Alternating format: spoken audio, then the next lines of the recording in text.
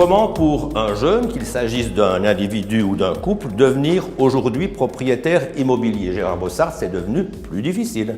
Oui, en effet, c'est devenu plus difficile, mais pour tout le monde. Mais spécialement pour les jeunes, puisque les exigences de fonds propres sont plus importantes et qu'un jeune n'a pas eu le temps, la durée, pour faire des économies. Combien faut-il de fonds propres? 20% du coût de l'acquisition doivent être représentés par des fonds propres. C'est quand même de l'argent. Oui, c'est important, surtout que parmi ces 20%, vous ne pouvez consacrer que 10% à votre LPP. Donc les 10% restants doivent être de vraies économies. Le deuxième pilier, c'est devenu plus difficile. Oui, le deuxième pilier est devenu plus difficile puisque dans le temps, on pouvait consacrer la totalité des fonds propres au deuxième pilier. Pourquoi ces mesures nouvelles?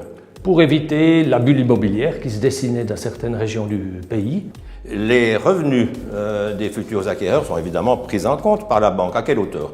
Oui, bien évidemment. Une fois la case fonds propres satisfaite, on considère les revenus et ces revenus ne peuvent être sollicités pour plus d'un tiers par les intérêts et les charges liées aux biens immobiliers.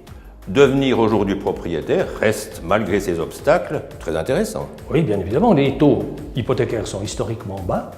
Et puis, sur la durée, un jeune va retrouver son investissement à terme, donc ça reste une très bonne affaire.